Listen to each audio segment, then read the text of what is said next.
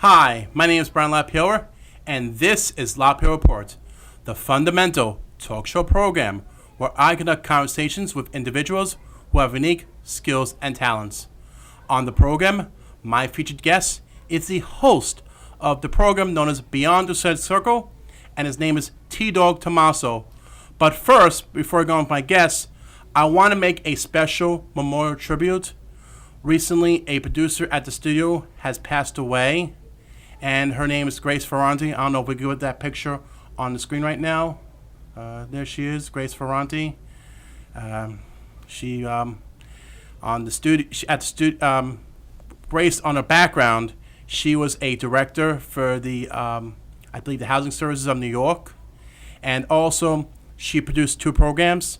One program she produced was her flagship program known as Caring for People, which is all like, caring for people. And the last program she did was with her brother, Anthony, editorial op. So I just want to make that special dedication out tribute to Grace Ferranti, as well as to the members of her family, and I hope they are watching the program. Now, our featured guest, T-Dog Tomasio, welcome to the program. Thanks, Brian. Glad to be here again. Now, I just want to make a briefing. The last time that you were on that program, you came on as a special guest. On the program, which coincidentally came on in December, my guest was Hector Bosa, the host of the Home Bears. The host of the Home Bears Friday show. Oh yeah, Home Invaders. Yeah. Good show. I've been there once or twice myself. Actually, you actually made your first appearance in January of 2012. Where? On the Home Invaders Friday show. Oh yeah, that's right. In fact, come to think of it, me and Hector may be occasional rivals within the wrestling business, but we're pretty decent friends away from the wrestling business. So he just asked if I'd like to come to his show and make a guest appearance. So I told him I wouldn't mind, We had a very nice conversation. Okay. Basically, you know how it is. Hector's a good guy. Yes. Hopefully he's feeling good, because I know he's been sick lately. Yes. Hopefully he gets better, he can come back, and I can come back to his show and invade him. Mm-hmm. Well, Yeah. Now, going along further, the last time I heard the status of you on being a wrestler, T-Dog, you were actually under retirement. But I'm not sure what your current status is right now. Well, actually, you're right. I had retired in May of last year due to several injuries sustained over the course of my career. But a few months ago, my good friend Mike Scotti, who's the vice president of the Staten Island Boys Football League, asked me to make a special in-ring appearance against this newcomer, Dream. Yes. And I spoke to the brass at IBWA headquarters. Okay. That was on my show, a few months back. And I was granted permission to reclaim the Richmond County heavyweight title. Really? Yeah. What happened is Mike Scotti would like to see if Dream has what it takes to become a champion. Okay. So I told him under one circumstance, and I think we have a picture of this. We do have pictures. We're going to get them on screen. I believe. Which by. Picture? The first picture I think you might want to show is Dream. Okay. If we could get the picture of Dream now, on look the screen. at the hair on this kid. Okay. Yeah. You want to speak a little louder? You guys want to turn the mic on? I mean, really. Okay. We have Tito. We have Dream on the screen. Yeah, they put a fur coat on him one time. He looked like a pipe cleaner. Yes. I told Mike Scotti if he wants me to appear on his wrestling event on August 18th against this kid Dream, not a problem. Have you ever met Dream before?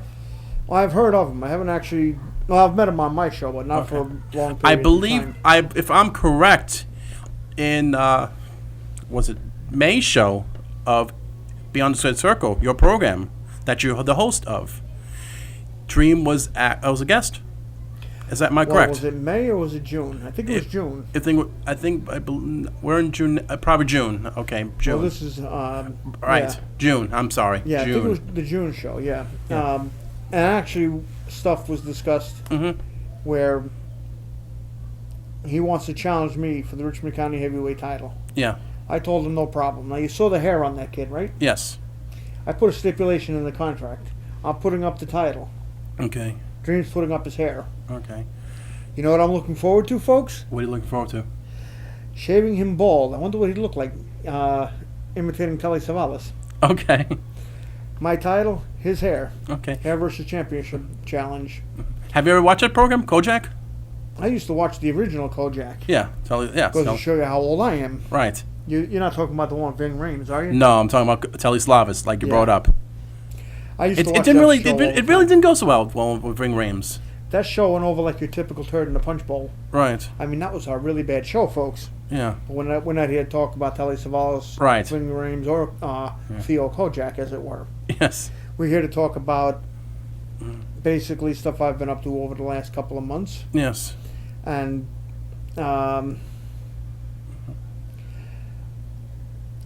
as it stands, Dream earned a crack at the Richmond County title at Mad Dog Joe Stone's block party. Okay. This past July. Yes. He was in a battle royal. Yes. And it came down to the last two guys being him and this kid, Tony Dangerous. Okay. And what happened was, as the battle royal ended, Tony and Dream went over the top rope at the same time. Okay. So it was decided, since they didn't have a clear winner in the battle royal, Tony and Dream would face each other for an opportunity to face me. Really? Dream won. Okay, let me ask you something. If there was any changes during that match, since Dream won the match, well, let's say the other guy, Tony Danger, is that correct? Dangerous, yeah. Tony Dangerous. What if he won the match? Well, then he'd be challenging me for the Richmond County championship. Wouldn't there be a stipulation if the two of them rematch each other? Well, that's the thing. That's exactly what they did. They did rematch. Instead of letting it end with both of them going after me for the title. Yeah. Mad Dog decided he wanted a clear winner for the number one contendership to the Richmond County belt. Okay. So he put Tony and Dream together in a match later on the same show. Okay. And that's the match Dream won. Okay. So he's now the top contender to my Richmond County title. Okay. Which this August 18th, I'm defending the title. Well, this August? Yeah. Really? Didn't I mention that to you before we started? Yes, you did. Yes, you did. And he forgot. I did forget. I'm the one taking the chair shots to the head, and he forgot. I did forget. I apologize. Well, it's not a problem. See, it's not too far away. No. Okay. Just a couple of weeks. Okay. So I'm looking forward to it. Okay. You know, I've seen Dream wrestle a couple of times. Kid's got some talent. Yes. And since Mike Scotty asked me personally to come out of retirement to give this kid a leg up in the business, I told him, not a problem. As long as it's a decent match, which we'll find out on the 18th. Okay. Now, the Richmond County title, how many times have you held that title before? Well, this title I've held once. Once? Yeah. Okay. I vacated the title originally in May of 2011. Right. Because of some serious back injuries.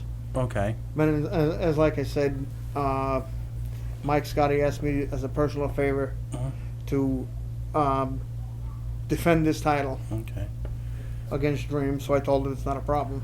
I can talk to the IBWA upper echelon, and they'll probably grant me permission, because I've done a lot for the IBWA over the years. Yes. I mean, I was their world champion 4 times. Now, just to refresh my memory, the match that you fought against the host of the Home Invader show, Hector Bosa, what title did he win from you? Well, with a little bit of help from my corner man, Dream Warrior, who was at that point the Richmond County Heavyweight Champion. Yeah. Hector defeated me for the World Heavyweight title. The World Heavyweight title. Right. What happened was I grabbed Hector, pulled his arms back, and I was hoping my man Warrior would come in and crack him with the Richmond County title. Right. He tried to. Unfortunately, Hector ducked. Right.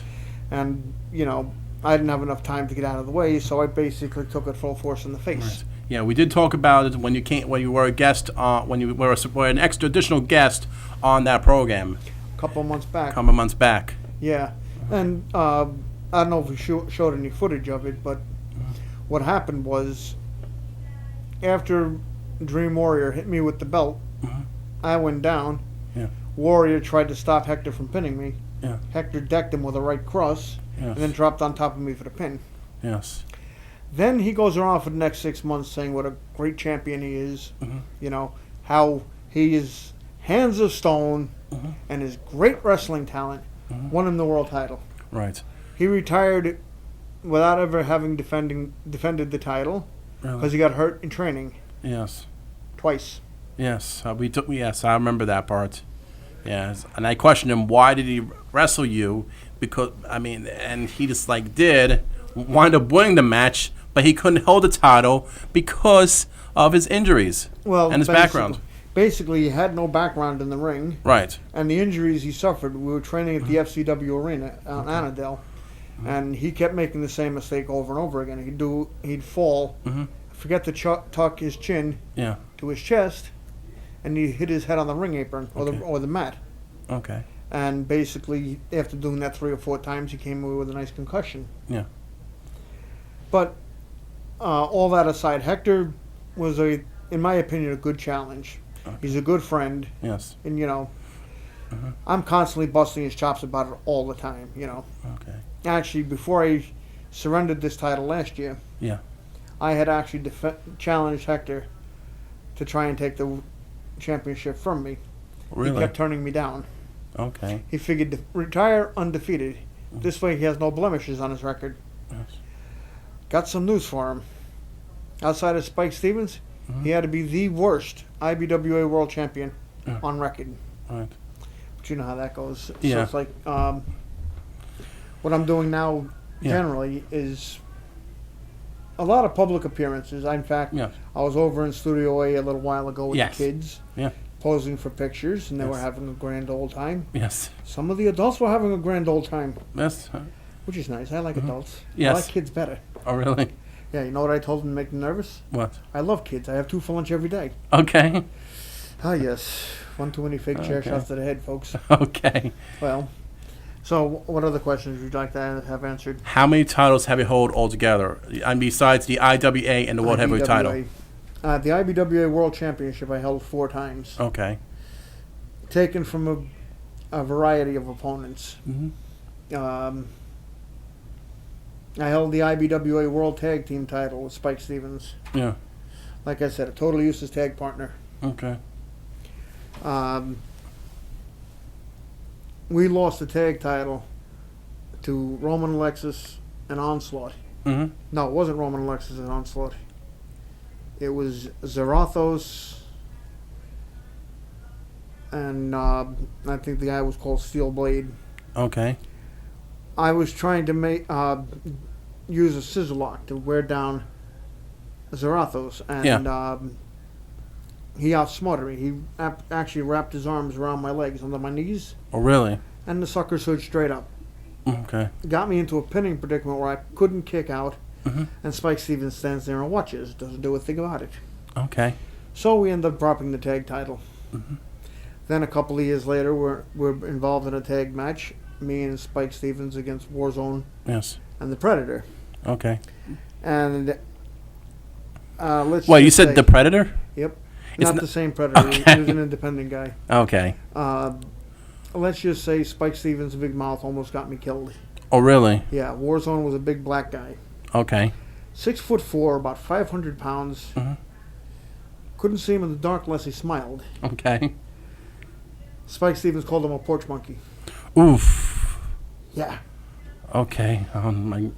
Did not take that very well. No.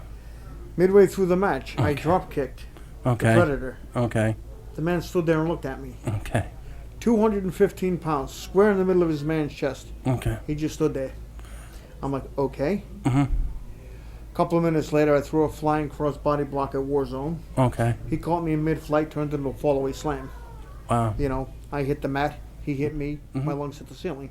Right. I made a mental note. never, ever step foot in the ring with Warzone ever again. Okay.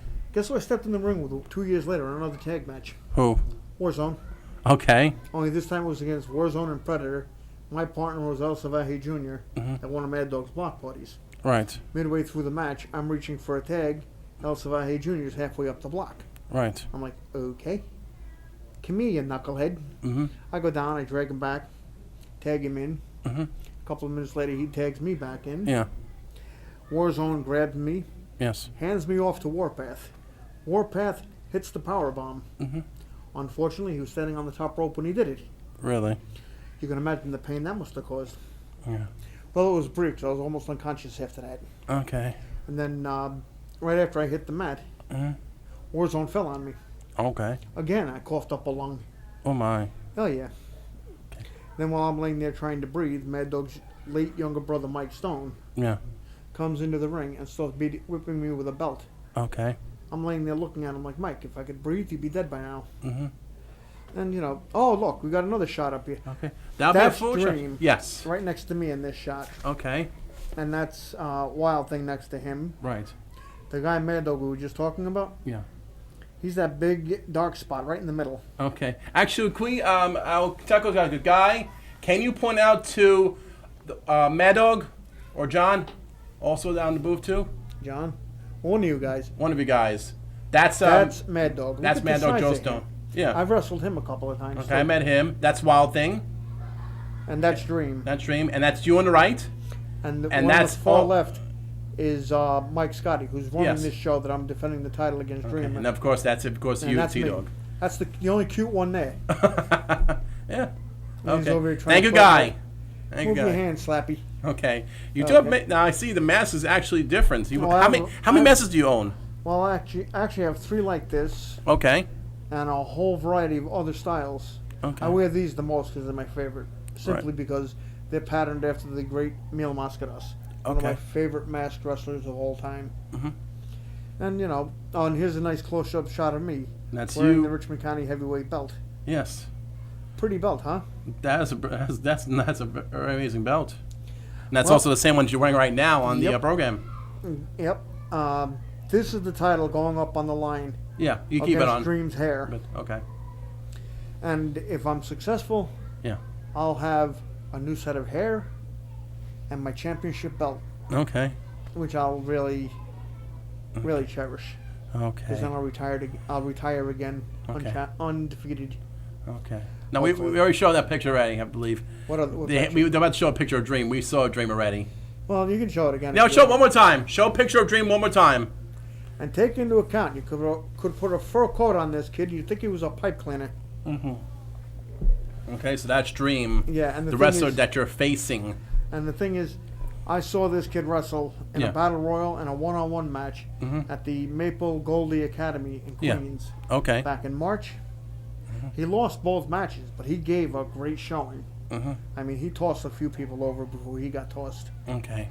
And he put up a big fight, a good fight rather, against a guy who was almost twice his size. Okay. I mean, the thing I admire about Dream, he's young, he's inexperienced, but he's willing to learn. Yeah. And he's willing to pay his dues. Unlike Hector, who didn't pay his dues, he was just lucky. Right. But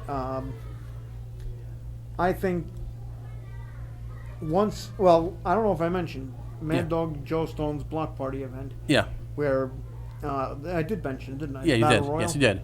The Battle Royal is supposed to be for the #1 contender spot. Okay. And depending upon what happens, I'll either be facing Dream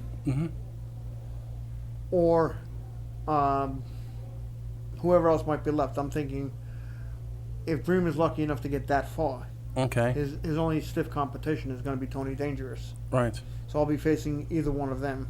Right. And actually, thinking about it from what Joe told me, if there's an inconclusive end to the Battle Royal, the last 2 people in the Battle Royal will face each other for the #1 contendership to this title. Okay. And I'll be kicking somebody's butt the following month. Okay.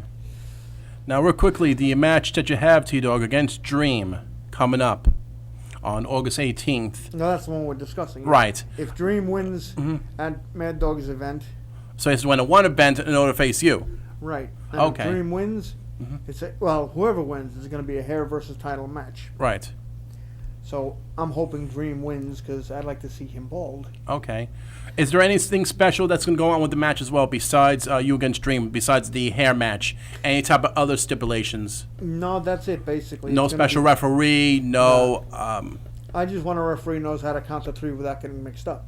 Okay. It's just going to be one-on-one defense of the IBWA Richmond County Heavyweight title. And Dream defending his hair. Okay. If Dream wins, he wins the title. What about any type of weapons? Okay. Our own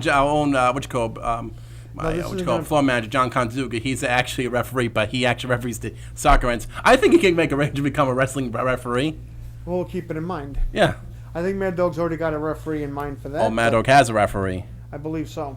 He also has a manager too, Mike Scotty. Yeah. Oh, you remember that from one of the shows we did recently? Yes. Yeah, that was a big surprise. Yes. I mean, before the show started, Mad Dog said he had a special announcement to make. In fact, I think it was the last show, wasn't it? I think it was the last show. Yeah, he said he had this special announcement he wanted to make, and what it turns out to be is he wanted Mike Scotty to be his permanent all-time manager.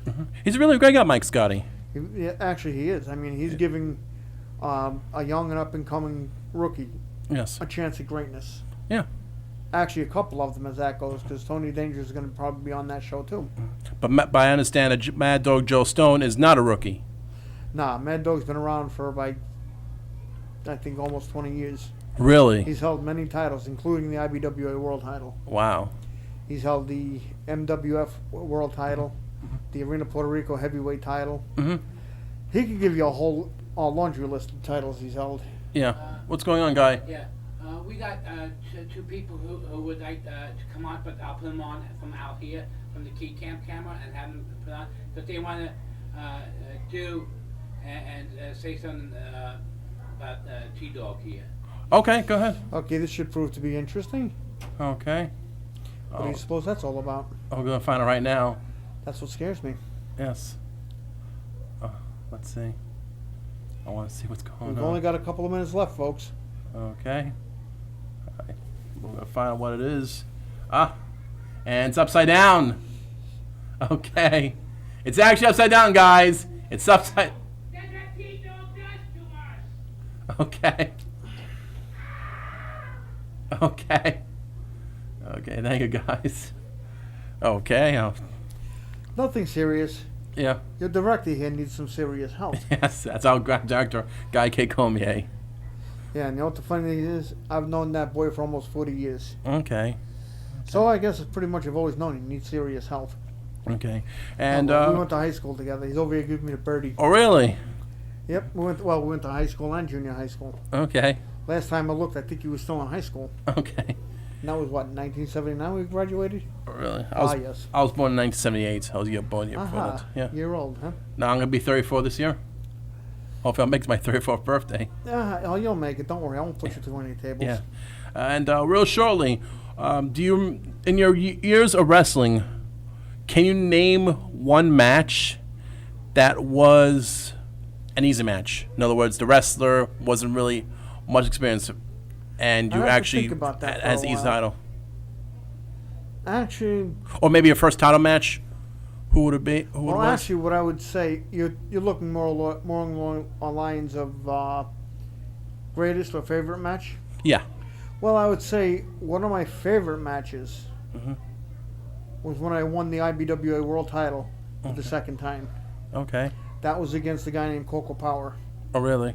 And basically, Coco Power was the hometown hero in the Arena Puerto Rico in Brooklyn. Right.